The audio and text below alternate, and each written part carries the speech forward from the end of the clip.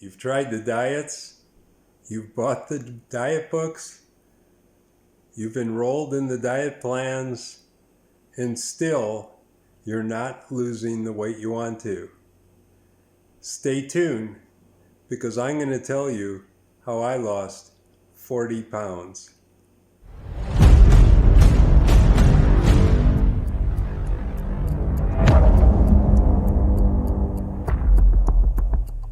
Here at The Think Show. Please take a moment to subscribe. If you like what you hear today, hit the like button and the bell so you'll never miss a single video. This channel exists for one reason: to bring you information that you can use. Not just entertainment, but actual real information that helps your life in some way. So come back often. I promise there will be videos that you will find very interesting. Let me tell you, first of all, how I lost 40 pounds and what I discovered in the process about losing weight. Believe me, it is a science, but it's not a complicated science. And I will tell you what the most compelling reason is to lose weight, and I think you will be surprised. In my case, I was always someone who was pretty slim through high school and college. As a matter of fact, I would say I had metabolism going for me, and it was working out just fine. But, you know, that can't last forever. When I was in high school and college, I had a 32-inch waist. I was about 6 foot and about 162 or 163 pounds. And I worked out regularly, and I ate what I wanted. Believe me, that could include junk food and soda and beer and anything else. It didn't really matter. My brother and sister were slim as well, and actually to this day they are slim. They never did put on weight, but I can't say that was the case with me. I did. Now, here's what happened. Over time, that 32-inch waist, because my metabolism changed, expanded to a 34-inch waist. And when I went from being a single person to a married person back in the day, I ate more food. And guess what? That 34-inch waist grew even more to a 36-inch waist. And over time, despite doing some exercise now and then, it even got up to a 38-inch waist. So I went from 162 pounds to 202 pounds. That's right. And I knew I was overweight, but you know, I didn't really think about it on a day-to-day basis. I just knew that I was having to buy belts and pants that were bigger, and shirts that were bigger, and suits that were bigger. And because I was in the financial services business, and especially in the early days of my career, I liked to wear those very tapered, double-breasted suits that looked just fine with a 32-inch waist. But man, things certainly changed. So one day, when my son was 7 and he was getting baptized, there was a full crowd in a church, and I donned a suit, which was a bigger size, because it had to be, and got up in front of this big crowd to say a few remarks. And one of my friends was videotaping the event, and I saw that videotape later on. And the first thing I noticed in my shock was that I had gained a lot of weight. And boy, for the first time, I really noticed it. because that taper that went from broad shoulders to a narrow waist with those double-breasted suits had now changed. Now it was more like someone wearing a tent, because the expansion of the suit jacket went out around the waistline. It was not a pretty sight. Now, I'm assuming, since you're here about losing weight, that you will not be upset about that description. I'm just talking about how I felt about myself. And I have to tell you, at the time, I knew I had to do something. So what I did was I decided that I would have to cut out calories. Additional exercise didn't come into play yet, so I looked at my diet and I tried to determine what was high in calories. And this is really what you should do as a first step. As a matter of fact, this process can be taken in baby steps. It doesn't have to be a huge, life-changing thing. As a matter of fact, when they talk about goal setting, part of goal setting, which will be a future video, will be about how you can bite off a goal in small bites at a time to get something achieved. And that's what I did in this case. I realized that every morning I ate some coffee cake, iced coffee cake, cinnamon coffee cake, or different kinds of square pastries. But regardless, they were always high in calories. And so what I did as a first step is I eliminated that. And since I like the cinnamon in the morning, I switched over to cinnamon raisin bagels, which are much lower in calories. Now keep in mind that carbohydrates convert in your system to sugar as well, so it's a good idea to cut down on carbs. And so these bagels happen to be a wheat flour, not white flour, so they were lower in carbs. Now, that was the first step, and I didn't do much other than that. So over time, about a month later, I weighed myself again, and I had actually lost 3 or 4 pounds at that point. So I figured, oh, this is working. I need to keep going from this point on.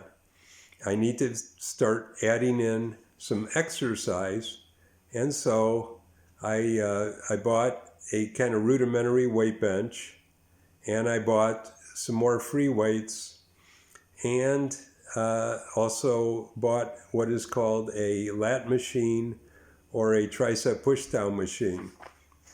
And this was to try to start burning some more calories. And I have actually put links to some of the equipment I bought down in the description below if you are interested in some of these things that I believe really do work. Now, at this point, I started working out a little bit more, and in 2011, I had knee surgery, and as a result of that, the orthopedic surgeon had suggested that I get back on my bike and start bicycling, which is something I used to do. So I started riding my bike every morning. I'm in Arizona. It can be really hot during much of the year, so I started bicycling in the early morning, and that was a great way to start the day, because when you do some kind of exercise like that or a brisk walk, you're kind of setting up your metabolism to burn more calories throughout the day. Now, at this point, I should say that the formula for losing weight was becoming very apparent to me. And it may seem overly simplistic, and when I say this, you may say, why did I click on this video? Because this seems too obvious. But I'll get into some more detail. Here is the basic formula that medical science knows to be true.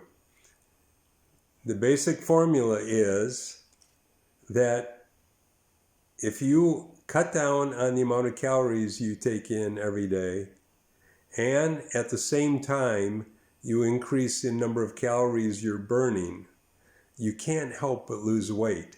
You don't need an expensive diet plan or diet books or specialty diets or specialty diet foods. All you need to do is make a couple simple changes, and you have to be committed to it.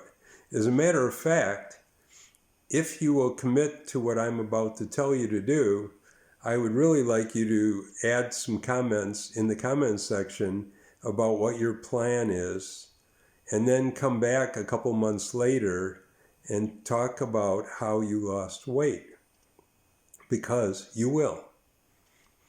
Now, what I would suggest is consider your current diet and consider those things that are high in calories.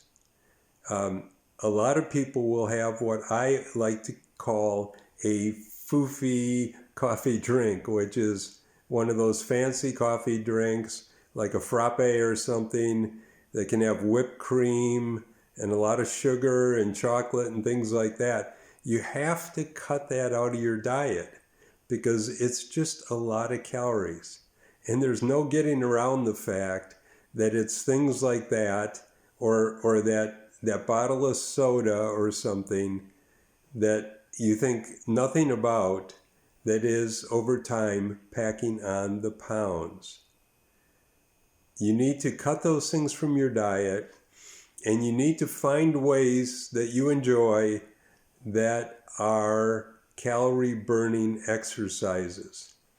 Now, I bicycle, and I bicycle several miles every morning.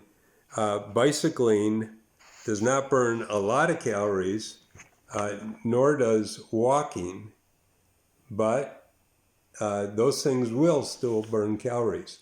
The idea is that you are doing something to burn calories. And burning calories while you cut down on calories is a recipe for losing weight.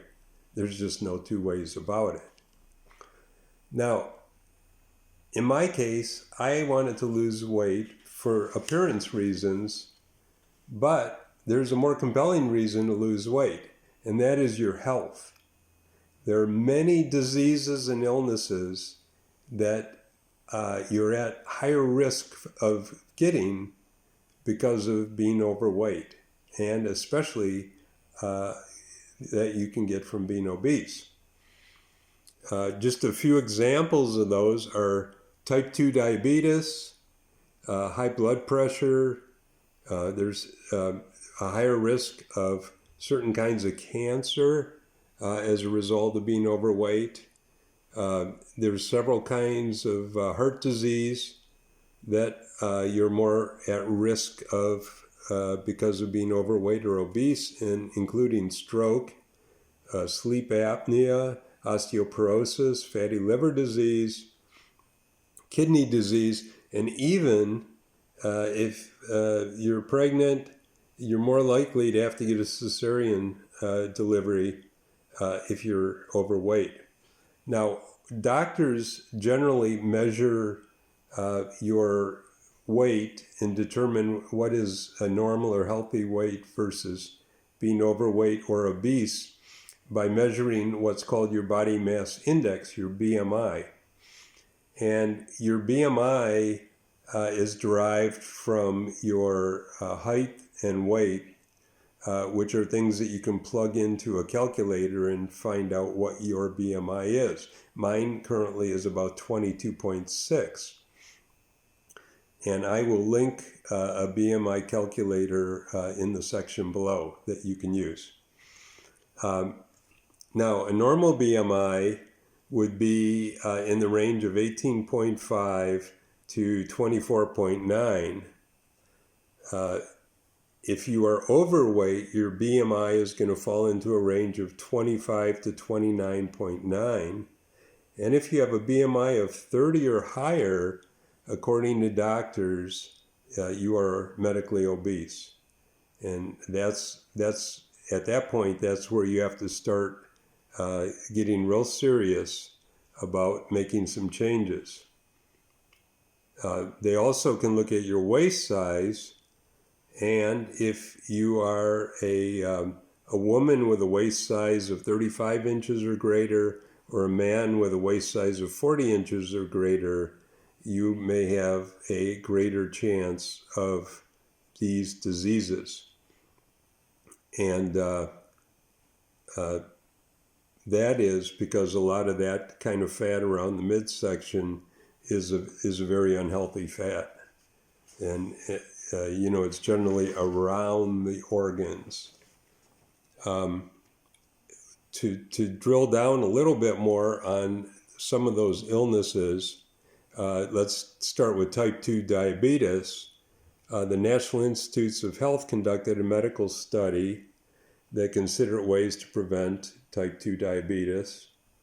And the study found that if you lose just 5 to 7% of your body weight and you do moderately intensive exercise, which could include things like brisk walking, for at least 150 minutes a week, this may prevent or delay the onset of type 2 diabetes.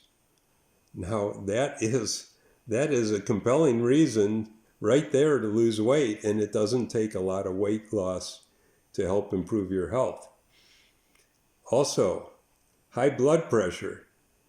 Have you ever heard what that's called? The nickname for high blood pressure, it's called the silent killer. It's also known as hypertension, which of course is a dangerous condition.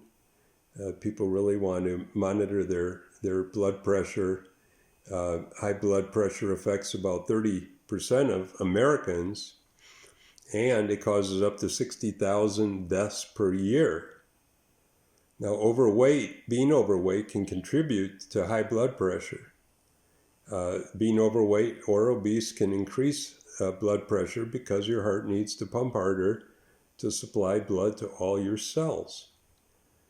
Excess fat may also damage your kidneys, and your kidneys help regulate blood pressure. Now, heart disease is the leading killer of people in the United States. And if you are overweight, you're at higher risk of heart disease. And that's a term that can describe many different conditions that impact your heart. Some of the health conditions, again, that impact your heart would be high blood pressure, high cholesterol, or high blood sugar. And in addition, excess weight may cause changes to your heart that make it harder to send blood to all the cells in your body. Now, I can't think of a more compelling reason than any of those things to begin to start losing weight, because appearance is one thing, but if you don't have your health, you don't have anything, as the old saying goes. Or if you have your health, you have everything. And any of those conditions can have a real impact on your lifestyle and your quality of life. And just losing 5 or 10% of your body weight is enough to put you on the right track for better health. Now, this is my hope that you will go out starting today and cut down on calories and find out some way to begin adding some kind of exercise into your routine. Make sure you check with your doctor first to get clearance on starting any new diet or any new exercise routine. I am a writer and a researcher, and I look at these things pretty carefully, but I am not a doctor, so keep that in mind. And please remember to come back to the Think Show often, because every topic that's covered here will be something that can help you directly in improving your life, and it will be something actionable with takeaways that will help you learn something new. Thanks for watching this video. We'll see you soon.